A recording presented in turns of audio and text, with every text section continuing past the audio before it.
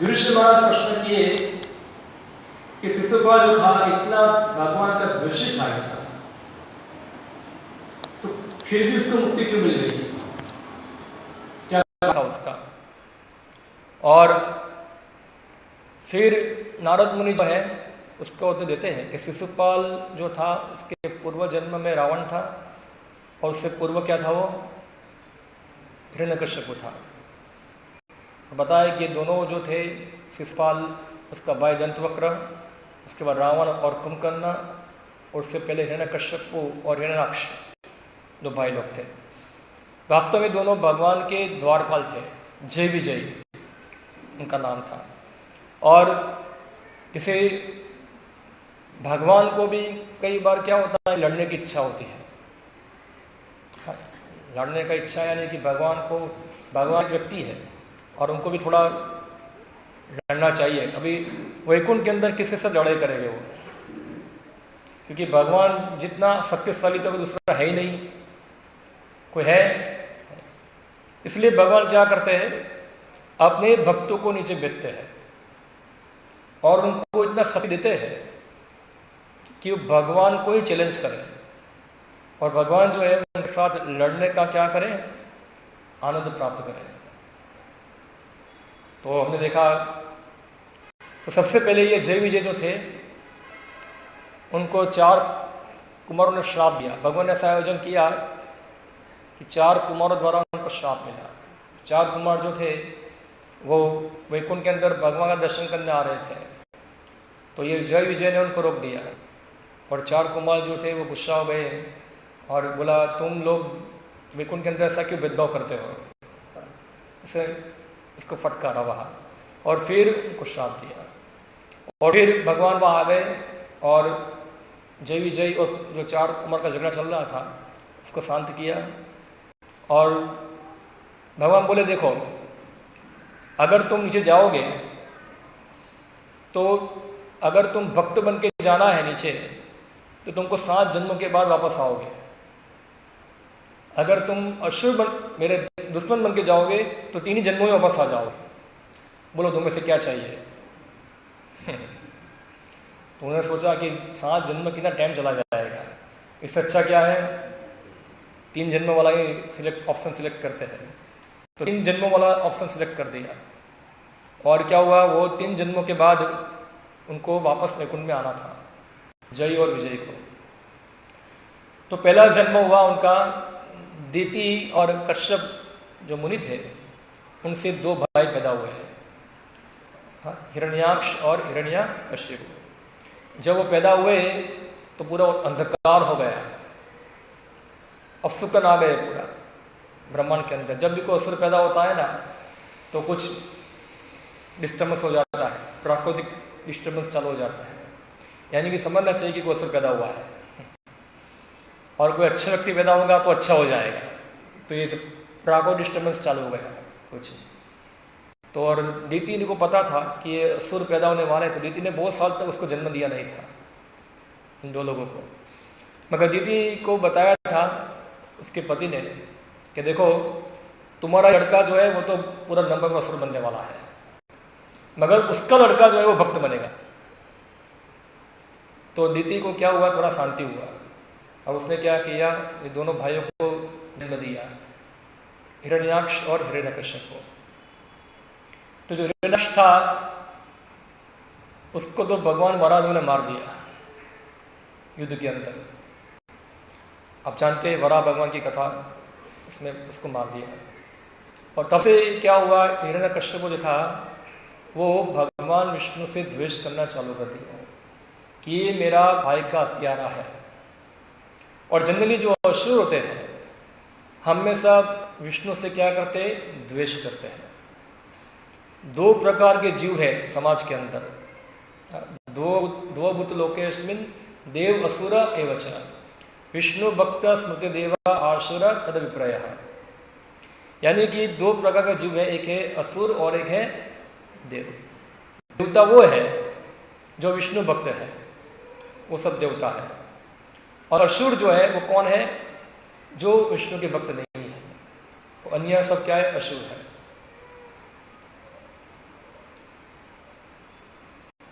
इसके बच्चे का आवाज आ रहा है, पीछे लेके बैठ सकते हैं, बाहर ही आ सकते हैं।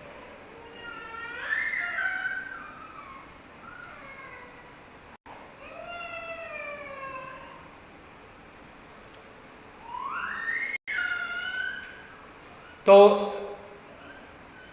ये जितने भी असुर जो थे वो मानते हैं हमारा धर्म है विष्णु का द्वेष करना, वही हमारा क्या है, धर्म है। हमारा जीवन का उद्देश्य क्या है, विष्णु को मार देना, ये उनका धर्म होता है। जबकि भक्तों का धर्म क्या है, उनका उद्देश्य क्या है, भगवान विष्णु की सेवा करना, कृष्ण की सेवा करना है। हाँ? तो असुर जो होते हैं वो हमेशा विष्णु या विष्णु भक्त कोई भी क्रियाएं जो है वो सोचते हैं कि इस प्रकार से हम विष्णु को मार देंगे, उनकी भक्तों को खत्म करके, उनकी सेवा को खत्म करके विष्णु को मार देंगे। तो हिरण्यकश्यप जो था उसने ऐसा ही किया।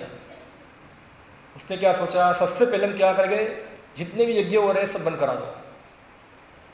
हाँ? जितने ब्राह्मण है उसको मार दो, जितने भी गाय उसको काट दो। तो क्या होगा, ये विष्णु अपने आप में मर जाएगा। क्योंकि जो वैदिक संस्कृति जो है वो दो लोगों के ऊपर निर्भर करती है, खास करके एक है गाय और एक है ब्राह्मण। इसलिए भगवान कृष्ण की स्तुति में बोलते हैं, नमो ब्राह्मण देवाय गो ब्रह्म हिताय च।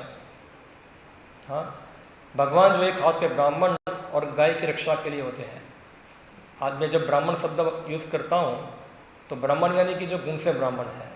आजकल के मावा खाने वाले ब्राह्मण नहीं है, इसकी बात नहीं कर रहा हूँ, वो तो ब्राह्मण नहीं है।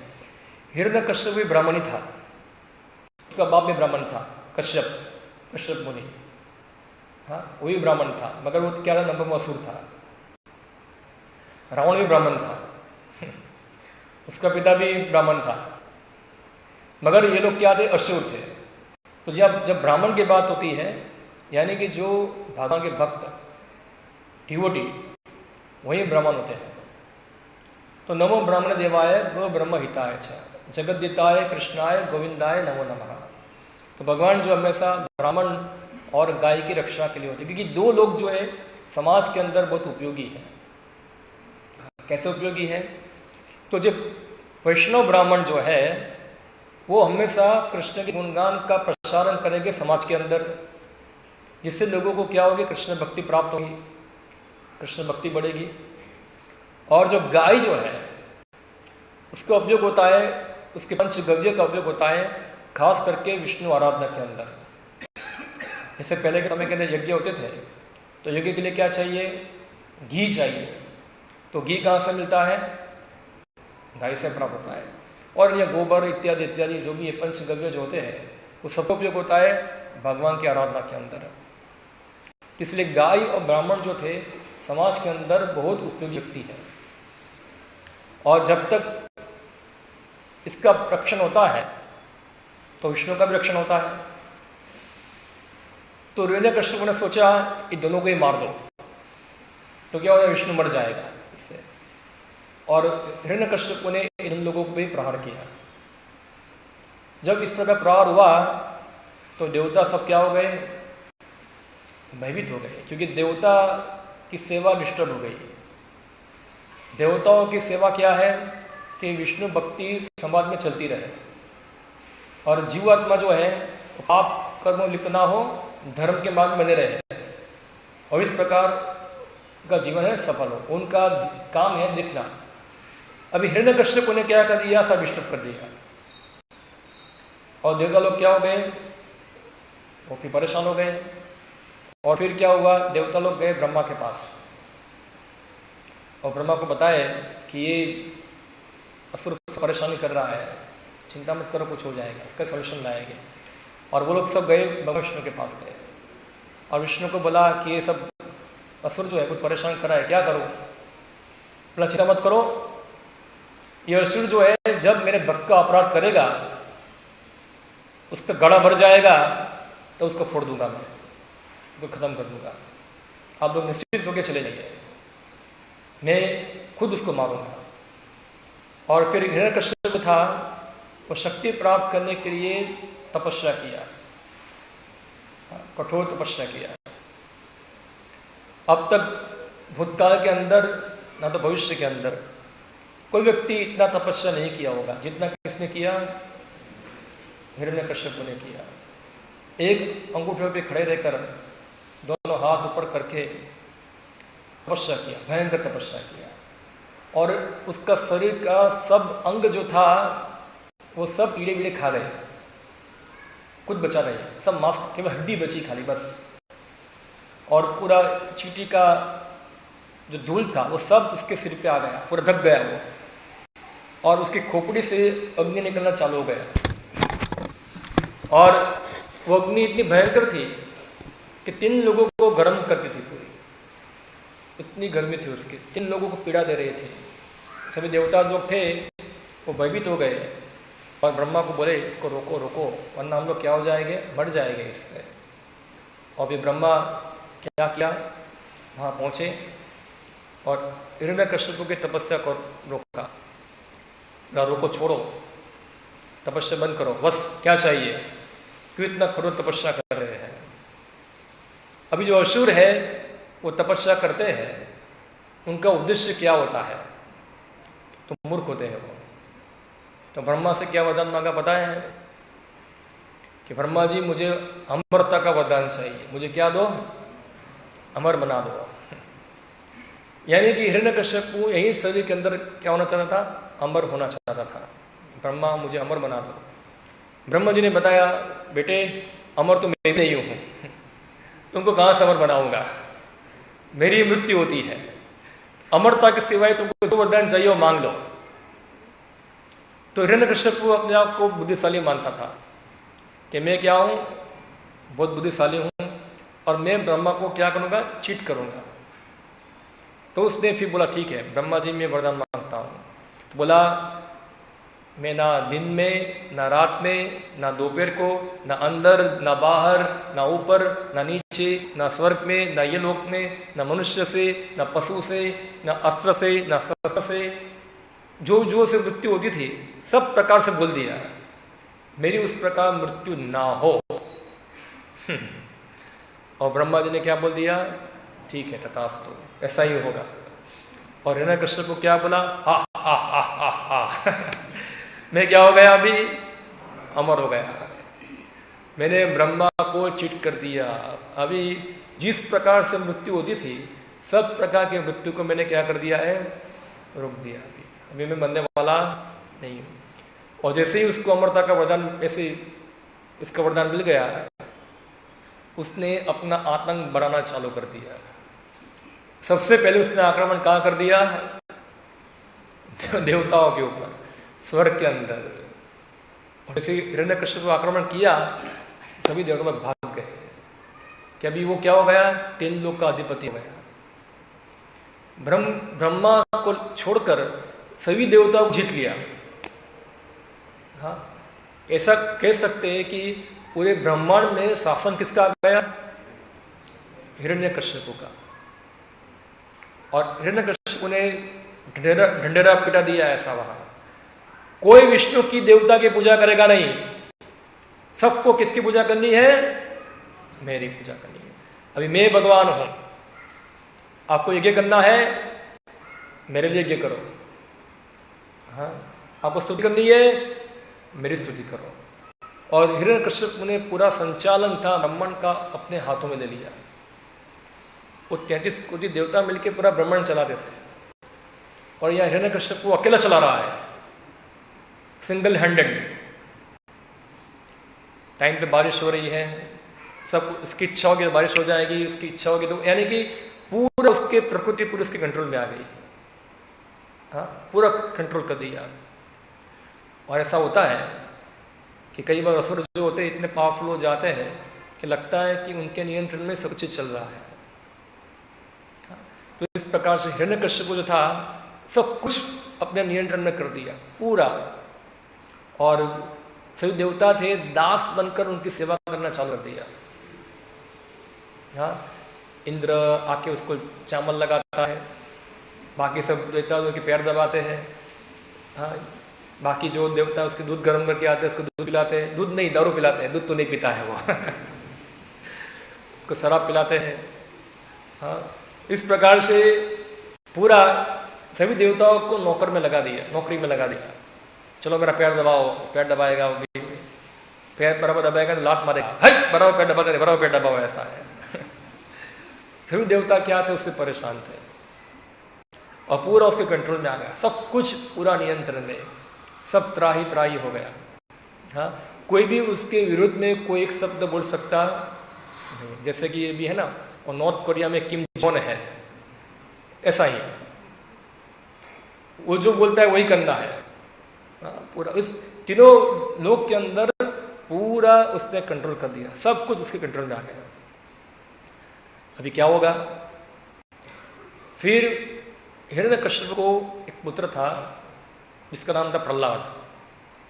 थोड़ा बड़ा हुआ तो पिताजी ने उसको पढ़ने के लिए शुक्राचार्य के पुत्र षंड और अमर को उनका शिक्षक बनाया। बोला ये मेरे लड़के को ले जाओ और तुम उसको पढ़ाओ। पढ़ाओ, क्या पढ़ाओ? विष्णु हमारा दुश्मन है और हिरण्यकश्यप को क्या है, असुरों के राजा है, उन्होंने असुरों को बहुत विकास किया है। इतिहास क्या पढ़ाओ कि हिरण्यकश्यप जो था असुरों को क्या किया है, विकास किया है। हमारे द्वेषी कौन थे? ये सब देवता हमारे द्वेषी है और हमारा धर्म क्या है, देवताओं को खत्म कर देना, विष्णु को खत्म करना। ऐसा उसको सिखाओ, राजनीति सिखाओ, हाँ ये सब दिखाओ, उसको नंबर 1 हमारी कौम का बना दो, ऐसा है हमारी कौम का हो जाए, इस प्रकार उसको प्रशिक्षण करो पूरा वहाँ। और षंड और अमर को वहाँ प्रहलाद को भेज दिया और प्रहलाद वहाँ शिक्षा प्राप्त करना चालू किया। पहला साल खत्म हुआ और गर्मी की छुट्टी आ गई और प्रहलाद का क्या हुआ, वैकेशन हो गया। वैकेशन हुआ तो प्रहलाद अपने घर में आया। तो पहली बार घर पे आता है बच्चा पढ़ाई करके, तो माँ बाप खुश होते हैं, बेटा आओ आओ, इतने दिन के बाद तो पढ़ाई लिखाई करके आओ आओ आओ। तो हिरण्यकश्यप भी था, हिरण्यकश्यप को बहुत खुश हो गया, मेरा बच्चा पढ़ाई करके आया है। हाँ, और छोटे बच्चे तोतली तोतली बोली बोलते माँ बाप को अच्छा लगता है। और उसको क्या किया, अपने गोद में बिठाया, बेटा प्रहलाद तुम इतना पढ़ के आए हो तो मुझे थोड़ा बताओ, तुमने जो कुछ तुम्हारे शिक्षक से सीखा है उसमें सबसे अच्छा विषय तुमको क्या लगा है बेटा? तो प्रहलाद उत्तर दिया, हाँ, तस्साधु मन्ये असुरवर्य दहिनाम सदा समुद्धियाम अशग्रहात् हित्वात्मघातं गृहान्धकूपं वनो गतेत यद हरिम आश्रयेत। ये सुंदर हिरण्यकश्यप का जो दिमाग का शॉर्ट सर्किट हो गया पूरा, ऐसा है। आपका नहीं हुआ क्योंकि आपको इसका अर्थ पता चला नहीं है। अभी आपको इसका अर्थ बताता हूं क्या है। तो प्रहलाद बताते हैं, तत्साधु मन्ये असुरवर्य दहिनाम। उनके पिताजी को बताए असुरवर्य, असुरवर्य का होता है असुरों में श्रेष्ठ। हे मेरे पिता असुरों में श्रेष्ठ, तत्साधु मन्ये, ये ठीक नहीं है। हाँ, तत्साधु मन्ये असुरवर्य दहिनाम। दहिनाम यानी कि जिन लोगों ने शरीर धारण किया है उसको दहिनाम कहते हैं। तत्साधु मन्ये असुरवर्य दहिनाम सदा समुद्विग्न दियाम अशग्रहात्। जिन लोगों ने ये क्षणिक शरीर धारण किया है, जो व्यक्ति शरीर से आसक्त है, शरीर के संबंध चीजों से आसक्त है, वो हमेशा क्या होते हैं, चिंताग्रस्त होते हैं। हमेशा वो सदा समुद्विग्न दियाम अशग्रहात्। अशक्त यानी कि क्षणिक चीज, हाँ, इसको ग्रहण करने के क्या होते हैं, हमेशा चिंताग्रस्त होते हैं। हित्वात्मघातम गृहंधकूपम, और इस प्रकार वो गृह यानी कि गृह रूपी संसार जो है उसको बताया अंधकूपम। अंधकूप यानी कि ऐसा कूप, ऐसा कुआं जो जंगल में होता है और जो कुएं के अंदर गिरते हैं उससे पानी नहीं होता है। अंधे कुएं पानी होता है नहीं, वो गिरते हैं तो फिर क्या होता है, वो चिल्लाता है बचाओ बचाओ बचाओ।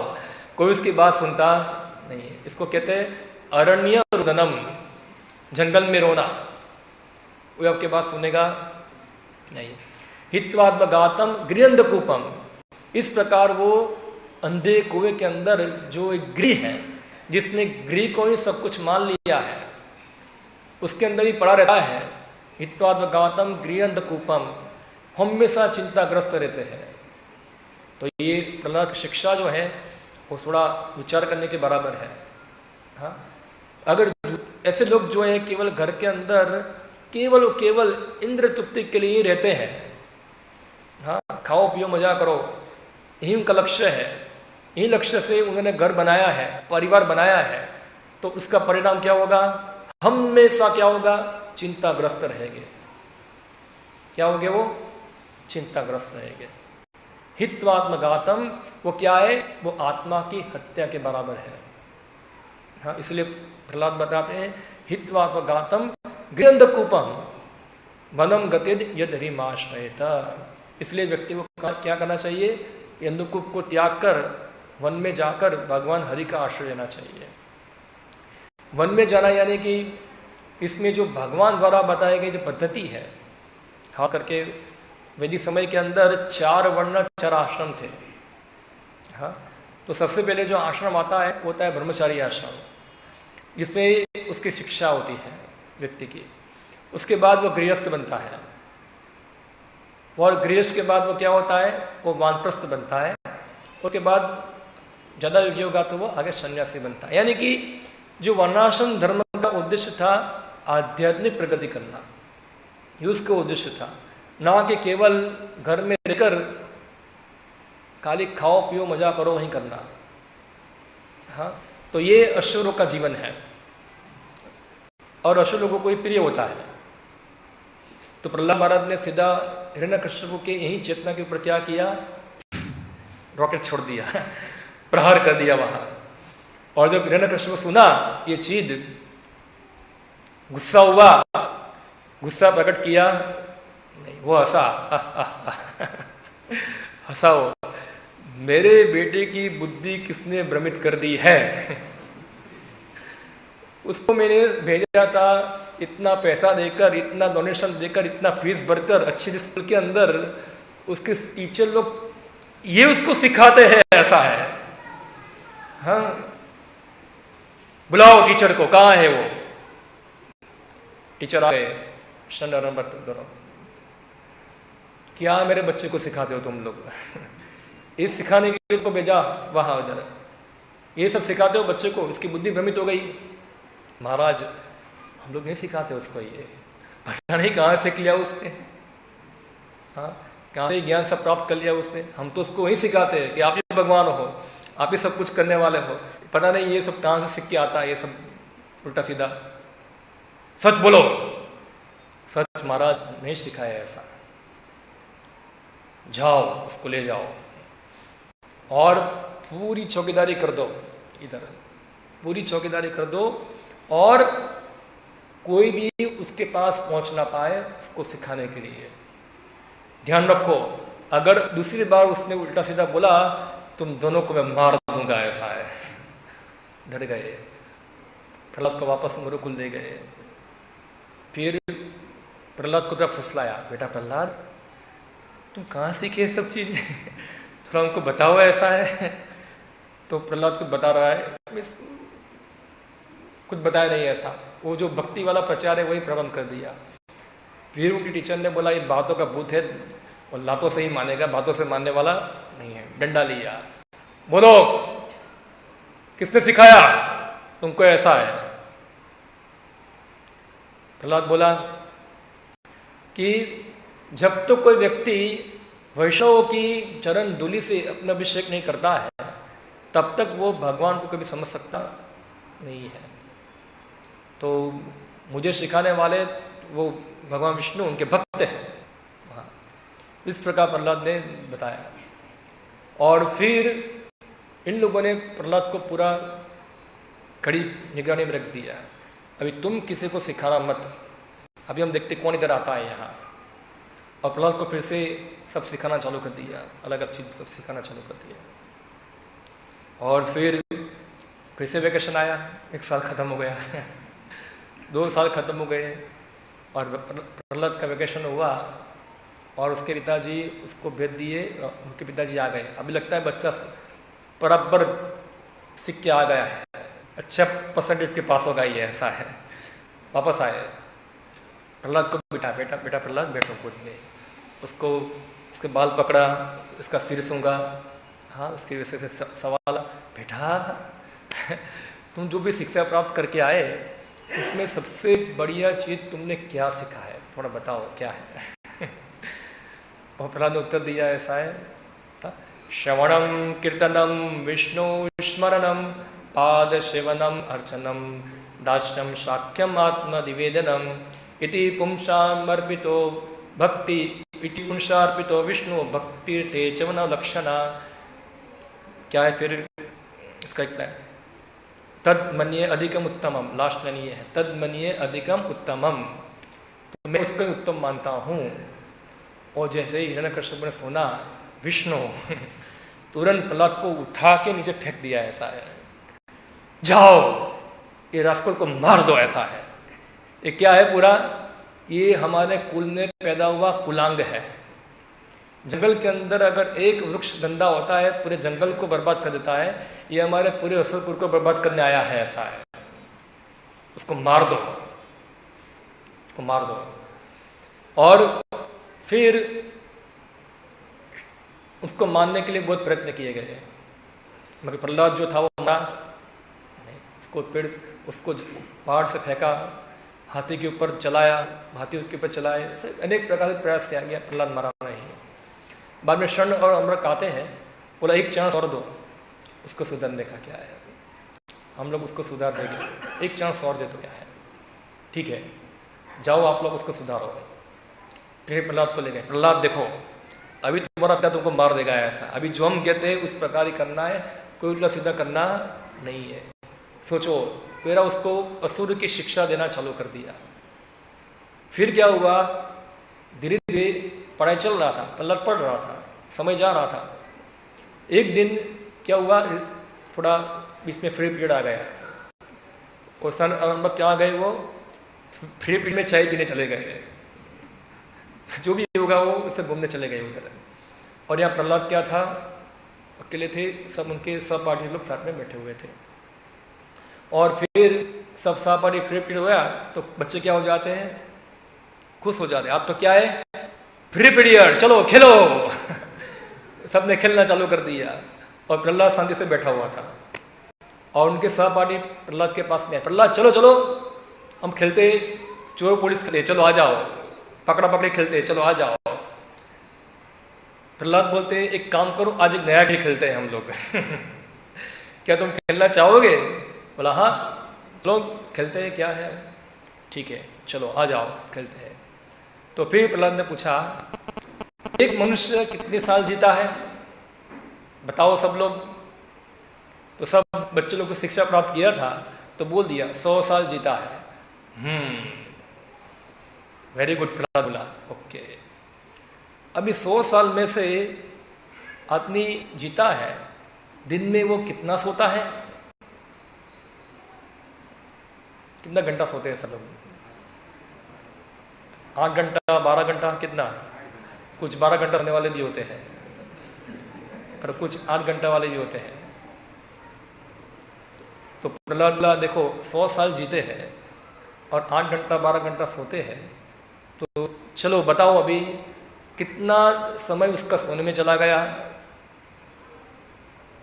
कैलकुलेशन करो। उन्होंने गणित लगाया, बोला 50 साल तो सोने में चला गया, ऐसा है क्योंकि क्या हुआ सब सोते रहे। बचा कितना साल? बोला 50 साल बचा। और 50 साल में वो पढ़ाई करना, ये सब करना, हाँ स्कूल जाना, ये सब करना, तो उसमें ही कुछ समय निकल जाता है। कितना समय पढ़ाई करते हैं आजकल? 20-25 साल तक पढ़ाई करते हैं, हाँ। तो 20-25 साल तो पढ़ाई में चला गया, खेल कूदने में, वो पढ़ाई में चला गया। तो बचा कितना समय? गणित लगाओ। तो बोला 25 साल बचा। कितना बचा? 25 साल बचा। और वो 25 साल के अंदर फिर उसका शादी होगा, उसके बच्चे होंगे, उसको कमाने के जाना पड़ता है, और वो 25 साल में क्या हो जाएगा, वो बूढ़ा हो जाएगा, ऐसा है। हाँ, बूढ़ा होकर घूमेगा, खांसी करेगा, सब करेगा। तो बूढ़े का समय निकाल दो, कुछ 10-15 साल बूढ़े का निकाल दो, उसके पास समय ही कितना बचा है, बताओ कितना समय बचा है।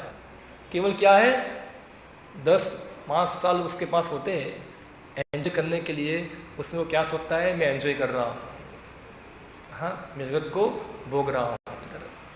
वो दिखता नहीं है कि मृत्यु रूपी जो सर्प है हमेशा उसके सिर पे क्या होता है, खड़ा है, उसको भूल जाते हैं।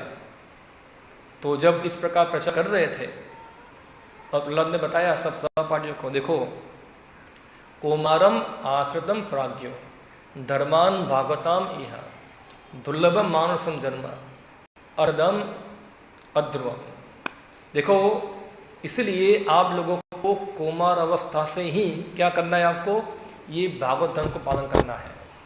हाँ, कुमार अवस्था से ही कृष्ण भक्ति को पालन करना है। क्यों, अभी तो पढ़ाई करने की उम्र है, आपको बड़ा बड़ा डॉक्टर बनना है, इंजीनियर बनना है, सब करना है, क्या है। तो प्रहलाद बात बताते, दुर्लभ मानुषम जन्म, ये मानव जन्म क्या है, बहुत दुर्लभ है। अभी तो थोड़ा शांति से भक्ति करेंगे, जब बूढ़े हो जाएंगे तब भक्ति करेंगे, अभी थोड़ा एंजॉय कर लेने तो क्या है। बोला नहीं, दुर्लभ मानुषम जन्म अध्रुवम अर्थदम, ये क्या है, अध्रुवम है, यानी कि स्थिर नहीं है। बूढ़ा पाएगा क्या गारंटी है, उससे पहले ही तुम चला जाओगे तो क्या होगा। हाँ, यानी कि अध्रुवम, स्थिर नहीं है, स्थिर नहीं है, कभी मृत्यु हो सकती है। इसलिए जब से जगे तब से क्या है, सुबह जागो ताकि सवार। तो इसलिए क्या करो मेरे सहपाठियों, आप लोग भी मेरे साथ क्या करो, एक कृष्ण भक्ति में लग जाओ। चलो हम लोग क्या करते हैं, कीर्तन करते हैं, चलो आओ भजन करता कीर्तन करते हैं।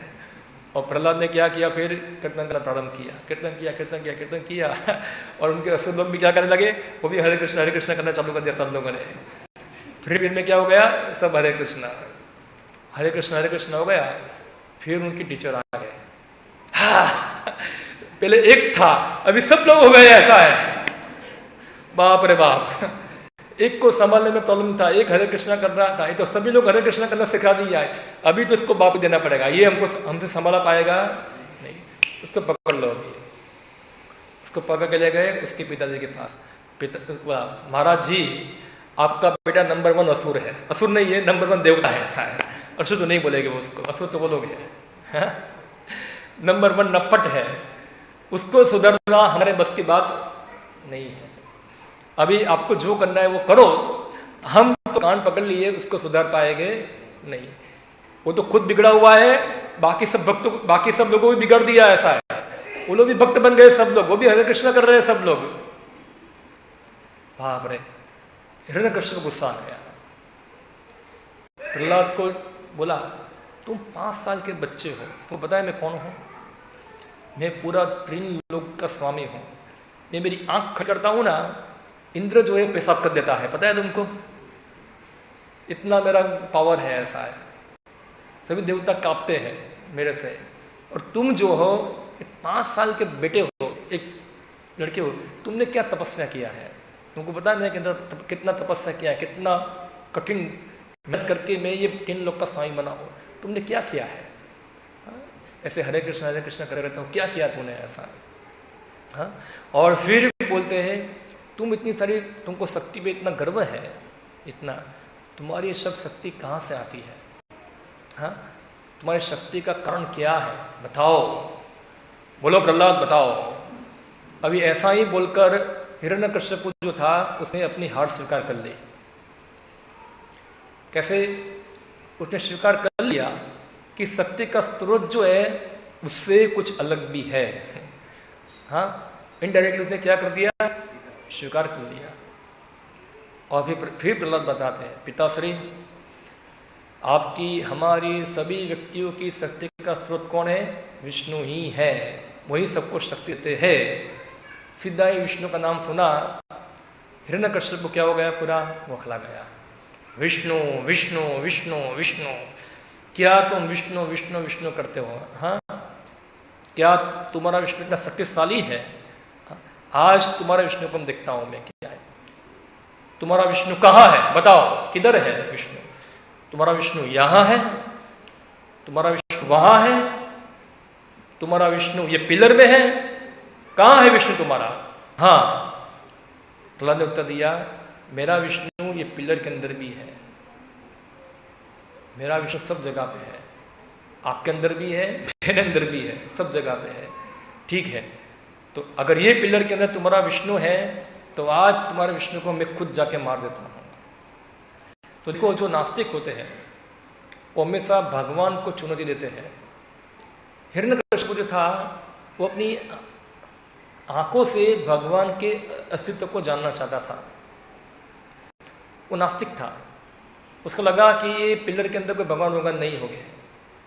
हाँ, तो मैं आज पूरी प्रयोग करके प्रूव कर देता हूँ कि इसके अंदर कोई भगवान नहीं है। जैसे आजकल के साइंटिस्ट लोग हैं जो बोलते हैं हमने शरीर फाड़ के देख लिया, इसमें कोई आत्मा नहीं है।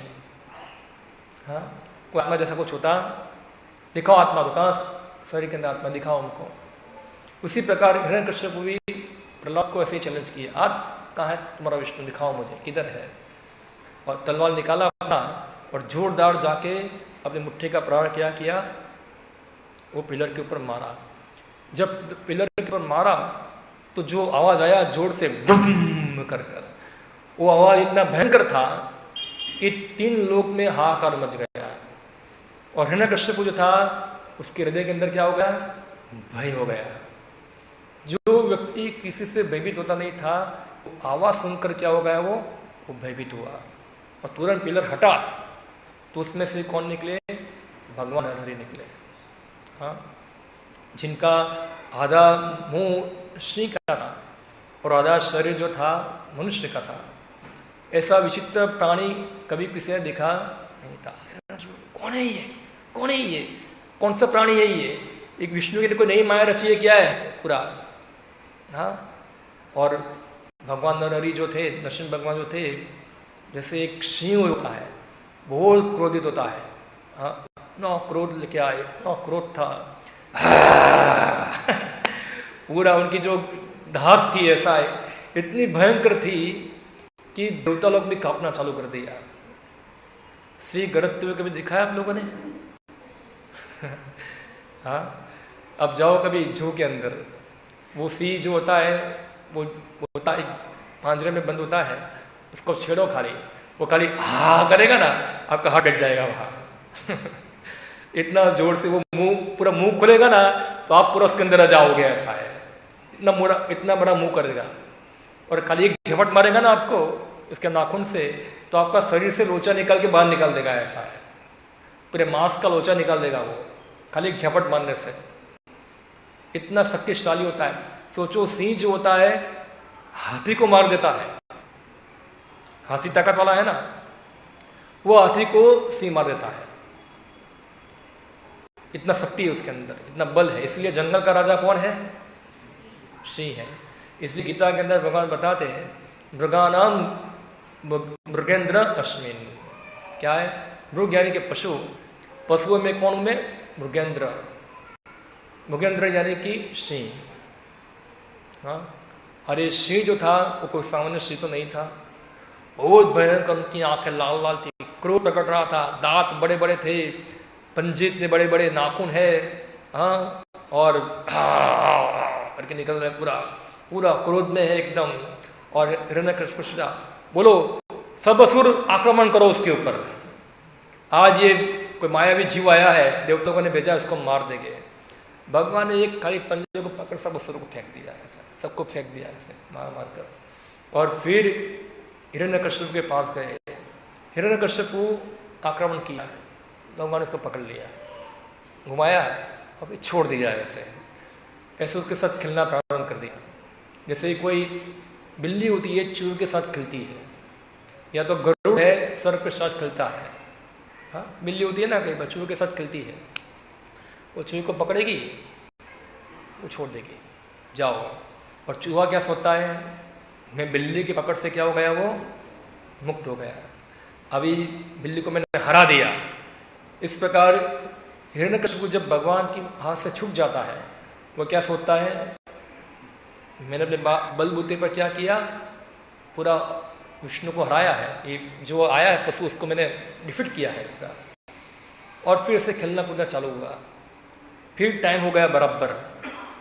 टाइम क्या हुआ, संध्या हो गई लड़ाई होते होते।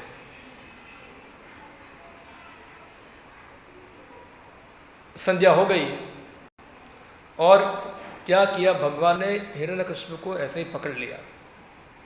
पकड़कर वो गए उसके राज दरबार के महल के जो क्या बोलते चौकान बोलते हैं, हाँ, उसको वहाँ गए और वहाँ बैठ गए और उसकी गोद के अंदर किसको रख दिया, हिरण्यकशिपु को वहाँ रख दिया। और फिर बोला, क्या है अभी बोलो, ना दिन है ना तो रात है। तो क्या थी वो, संध्या थी। तो संध्या को हम दिन भी नहीं बोलते और रात भी नहीं बोलते हैं। बोला ना तो पशु है ना मनुष्य है। तो आप एग्जैक्टली बोल नहीं पाएंगे कौन है ये, कि नरसिंह भगवान पशु है कि मनुष्य है, क्या है पता नहीं है क्या है, न दिन है न रात में। फिर उस प्रकार से न देवता है न मनुष्य है न गंधर्व है न अस्त्र है न शस्त्र है, कुछ जिस प्रकार से उसने वरदान मांगा था, न तो ऊपर हो न नीचे हो, न हवा में हो न जमीन पे हो, कहाँ है वो, गोदे है वो। तो जितने प्रकार से मृत्यु होती थी वो सब कंडीशन क्या किया, भगवान नरसिम्हा ने फुलफिल किया। और फिर भगवान क्रोध में आके अपने नाखून थे उसकी छाती में घुसा दिए अंदर, हाँ, घुसा के उसकी छाती को पूरा चीर दिया, फाड़ दिया। इतना जोर से फाड़ा कि हिरण्यकशिपु का पूरा प्राण उड़ गया वहां से। और फाड़ के उसकी 8 बात सब मांस सब निकालना चालू कर दिया। ऐसे नोच रहे उसको, जैसे एक सिर जो होता है इसको नोच देता है पूरा, ऐसे पूरा उसको नोच दिया, हाँ करके सब निकालना चालू कर दिया। उसकी आंख पूरी निकाल दी, अपने गले में डाल दी पूरी, हार बना के। ऐसा है क्योंकि हिरण्यकशिपु भगवान को हार पहनाया नहीं था, भगवान ने खुद हार पहन लिया। उसकी आंख का हार बना के पहन लिया ऊपर, हाँ, और उसको पूरा चीर दिया, पूरा खत्म कर दिया उसको। और सब असुर लोग थे डर गए। और इस प्रकार हिरण्यकशिपु का क्या हो गया, वध हो गया। सभी देवता लोग क्या हो गए, खुश हो गए कि असुर मारा गया अभी, ऐसा है। और सब लोग आ गए उधर, सब लोग आ गए और सब लोग जो थे भगवान को शांत करने का प्रयत्न करते हैं, क्योंकि भगवान इतना गुस्से में थे। वो मर गया फिर भी उसकी शरीर को नोच रहे थे पूरा, पूरा उसको शरीर में सब मांस सब निकाल के नोच रहे थे उसको, उसका खून निकाल के पी रहे, उसको मार रहे थे। कोई बोल सकता है कि भगवान मांस खाते हैं। एक बार एक व्यक्ति श्रील प्रभुपाद को प्रश्न पूछा कि राम भगवान ने मांस खाया था। प्रभुपाद जी उत्तर दिया, राम भगवान मांस क्या, राम भगवान तुमको भी खा जाएगा, दुनिया को खा जाएगा, ऐसा है। तुम कौन हो तो उसको रोकने वाले हैं, हाँ, वो भगवान है, वो काल रूप में सबको खाते हैं, हाँ, उनके लिए क्या नहीं है संभव, हाँ, वो दावल अग्नि को भी खा जाते हैं पूरा। तो ये इस प्रकार से एक सिंह जैसा, जिस सिंह जिस प्रकार व्यवहार करता है उस प्रकार भगवान ने भी इस प्रकार व्यवहार किया, उसके शरीर को नोच लिया। सभी देवता डरे हुए हैं, कौन जाके भगवान को रोके, कौन जाके उसको शांत करे, इतने गुस्से में है, कौन जाके शांत करेगा। ब्रह्मा, शिव जी, इंद्र, चंद्र, सूर्य, वरुण, गंधर्व, यक्ष, नाग, सभी लोग वहाँ उपस्थित थे। किसी की हिम्मत नहीं हो रही है कि भगवान के पास जाकर उसको क्या करे, उसको शांत करे। लक्ष्मी जी को बोला, आप जाइए, आपका पति है, शांत करो उसको। मेरे पति को मैं ऐसा कभी देखा नहीं है पहले, ऐसा है, इतना गुस्से के अंदर, पहली बार इतना क्रोध देख रही हूँ। ऐसा मुझे भी लगता है, मैं जाऊँगी तो मुझे झपट मार देगा, क्या होगा। इतने क्रोध में है वहाँ, मैं नहीं जाऊँगी वहाँ। सब लोग डर रहे थे वहाँ, हाँ। और फिर ब्रह्मा ने बोला, प्रहलाद तुम जाओ, तुम जाके क्या करो, भगवान नरहरि को शांत करो। और प्रहलाद गया, जाके भगवान को प्रणाम किया। और जब भगवान ने प्रहलाद को देखा, सब गुस्सा छोड़कर, सब क्रोध छोड़कर वो असुर को नीचे फेंक दिया और प्रहलाद को अपने गोद में बैठा दिया वहाँ। और फिर प्रहलाद को प्रेम करना चालू कर दिया। जैसे एक सिंह का बच्चा होता है, वो सिंह जो अपने बच्चे को प्रेम करता है, सिंह उसको चाटता है, उसको ऐसे बाल ऐसे करता है वहाँ, ऐसे प्रहलाद को भी ऐसा करना चालू कर दिया वहाँ। और फिर प्रहलाद को छुआ, उसका सिर सूंघा, तो उससे प्रहलाद क्या हो गए, परिशुद्ध हो गए पूरा। और फिर प्रहलाद ने भगवान की अच्छी स्तुति करना चालू कर दिया, जो स्तुति श्रीमद् भागवत में आती है पूरी, वो तरह स्तुति करते हैं प्रहलाद महाराज। और फिर इतना अच्छा स्तुति किया कि भगवान जो उससे प्रसन्न हो गए हैं, भगवान नरसिम्हा।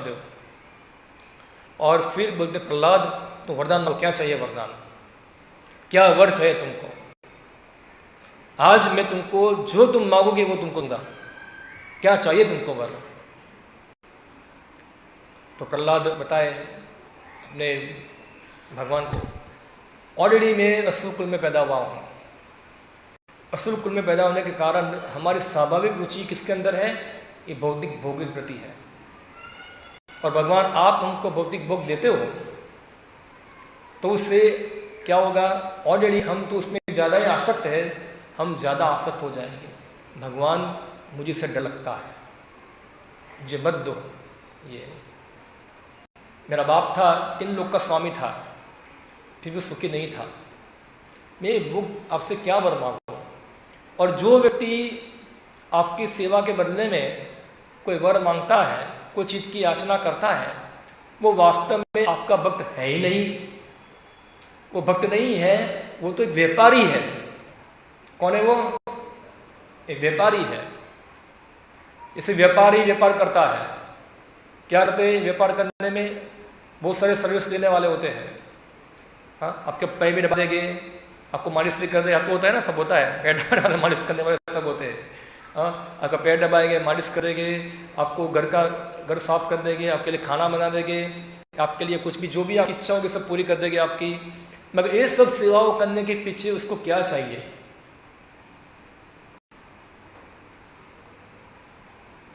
पैसा। क्या चाहिए, पैसा।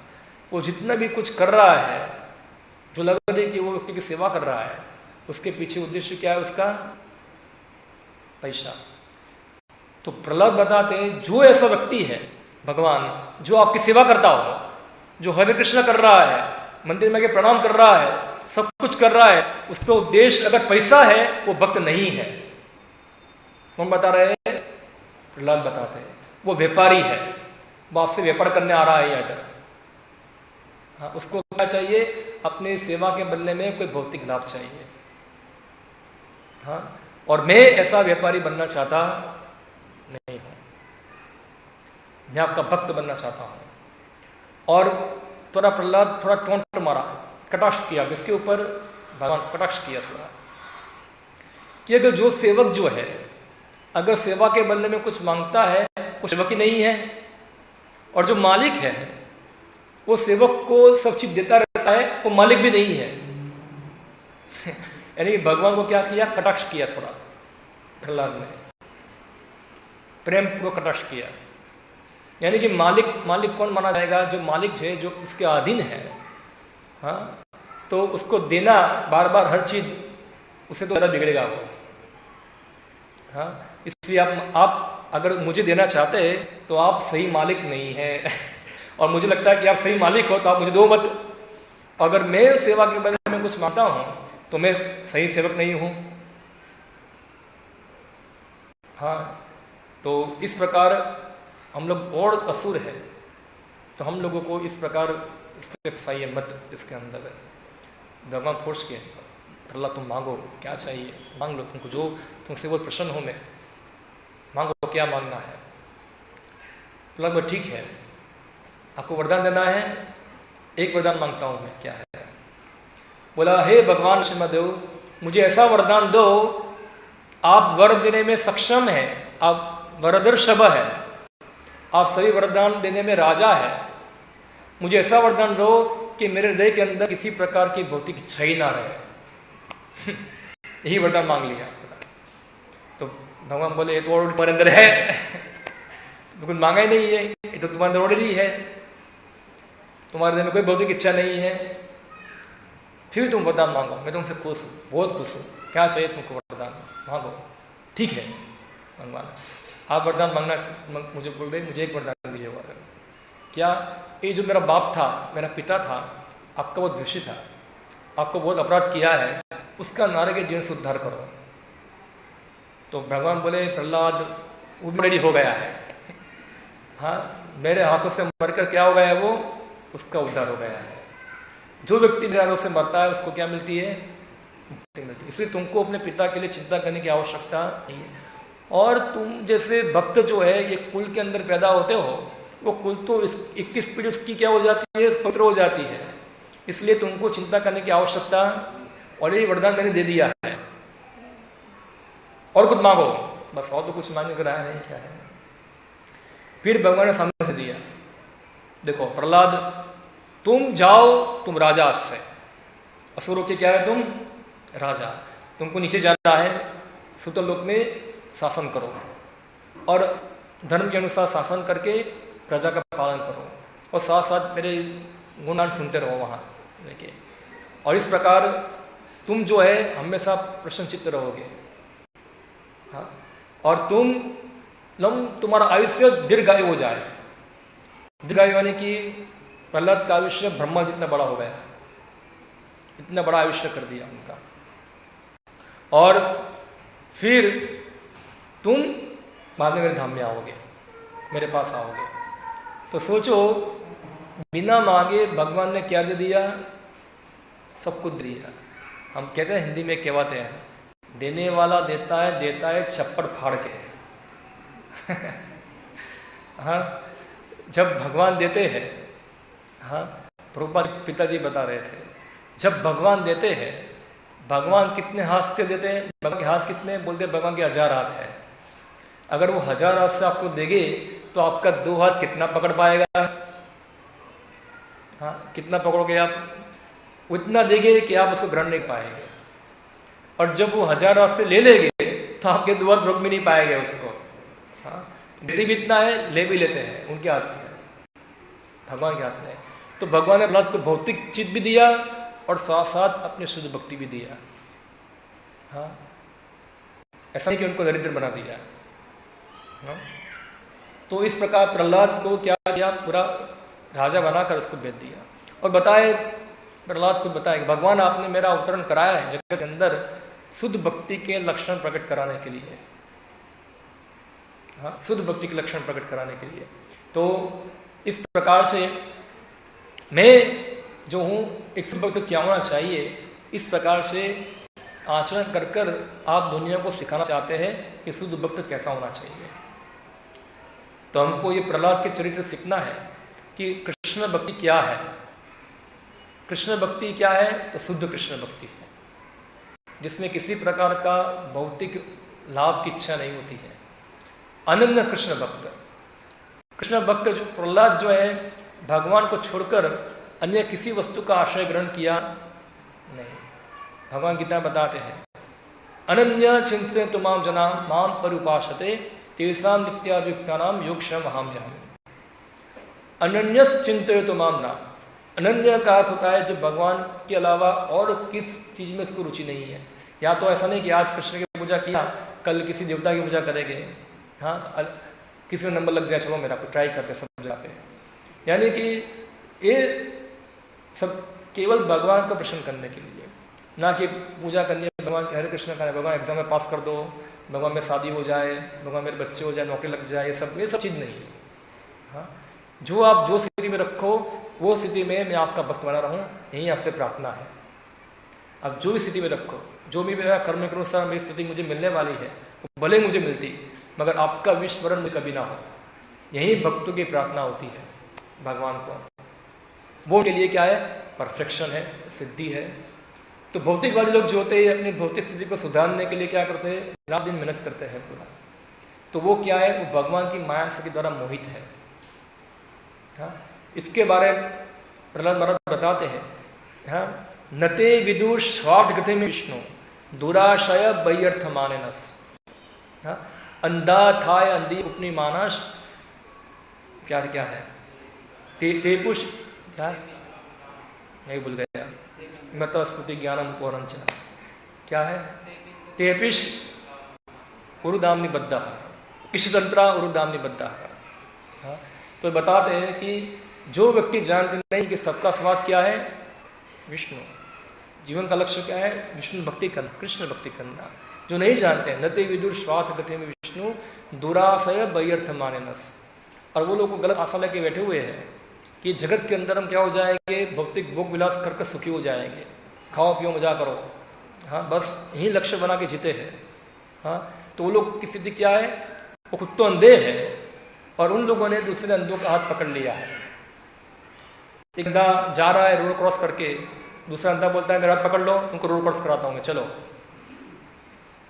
अगर उनके ऊपर गद्दा होगा, खुद भी गिरेगा, दूसरों को भी गिराएगा अंतर। तो इससे अंधे लोग जो है, जो नहीं जानते कि जो गति है हमारी विष्णु गति है, शुद्ध कृष्ण भक्ति है, वो नहीं जानते हैं ऐसा। वो लोग आपको बड़ी बड़ी सलाह देंगे, बेटा इंजीनियर बन जाओ, बेटा डॉक्टर बन जाओ, बेटा सीए बन जाओ, बेटा ये हो जाओ, फलाना हो जाओ, ढिकना हो जाओ, सब बड़ी बड़ी सलाह दिखाएंगे। कोई नहीं बोलेगा बेटा भगवान का शुद्ध बन जाओ, वो नहीं बोलेंगे, बाकी सब बोलेंगे। हाँ, तुम्हारा इंजीनियर, डॉक्टर, सीए, आर्किटेक्ट जो भी है, वो सब मृत्यु के समय तुमको बचाने वाला नहीं है। शंकराचार्य बताते हैं इसलिए भज गोविंदम भज गोविंदम भज गोविंदम मूढ़मते। हाँ, गोविंद का भजन करो, भजन करो, भजन करो। जब मृत्यु आएगी ना तो क्या होगा, ये तुम्हारा जो पढ़ाई लिखा है ना, सब जो ज्ञान है वो सब तुमको कुछ काम में आने वाला नहीं है उसके अंदर।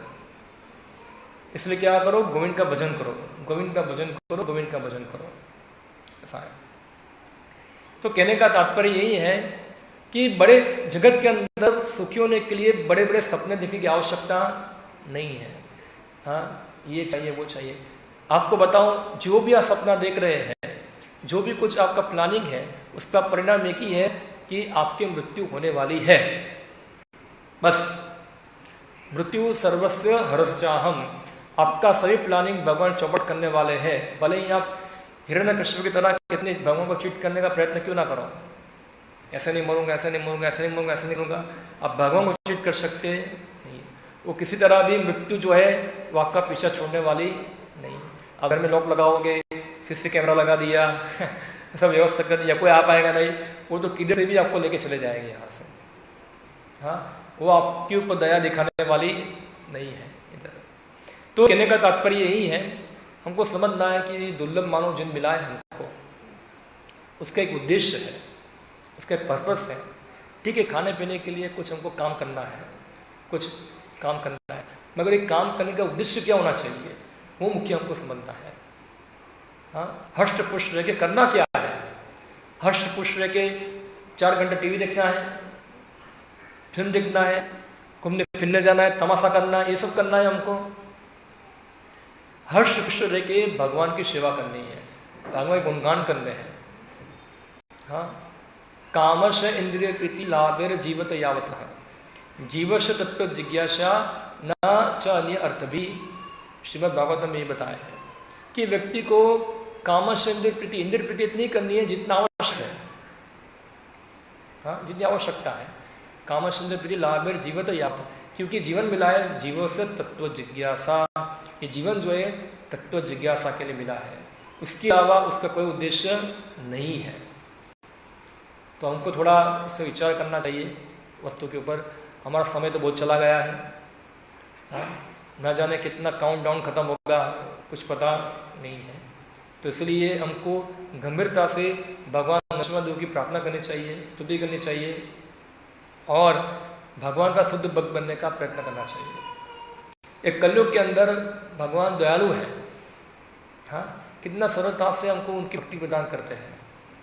हाँ, उसके पहले की तरह इतना तपस्या, इतना व्रत पालन करने की आवश्यकता नहीं। सिंपल क्या करना है, भगवान का नाम का कीर्तन करना, संकीर्तन करना है। हरे कृष्णा कृष्णा कृष्णा हरे हरे, हरे राम राम राम हरे हरे। कोई मुश्किल नहीं है, उसमें कोई चार लगता नहीं है। हाँ, मन मना मद भक्तो मध्य जीवाम नमस्कुरु, कोई चार लगता नहीं है। जब भी समय मिले तो क्या करो, हरे कृष्ण मंत्र का जप करो और साथ साथ भगवान के बारे में सुनो।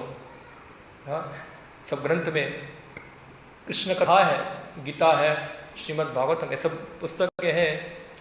कितनी अच्छी अच्छी शिक्षाएं, सब कथाएं हमको मिलती हैं उसके अंदर, मगर हमको क्या है, सब में रुचि नहीं है।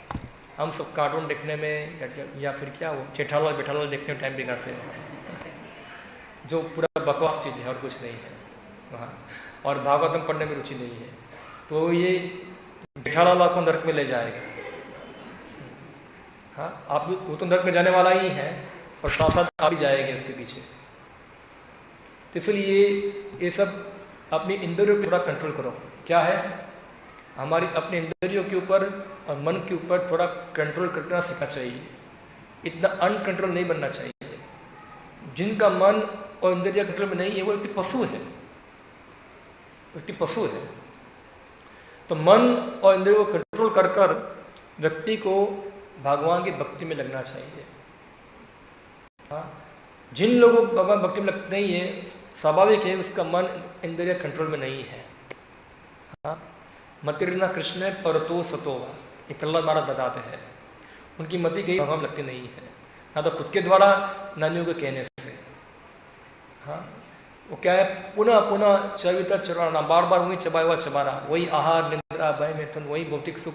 पहले ऐसे कर रहे थे, अभी ऐसे कर रहे हैं, बाद में वापस ऐसे करेंगे। इससे कुछ न कुछ भोग और त्याग सब चलता रहता है पूरा। तो थोड़ा अपने मन को स्थिर करना चाहिए, बुद्धि को स्थिर करना चाहिए, और ये शास्त्र है उसमें समझना चाहिए, सुनना चाहिए भगवान के बारे में।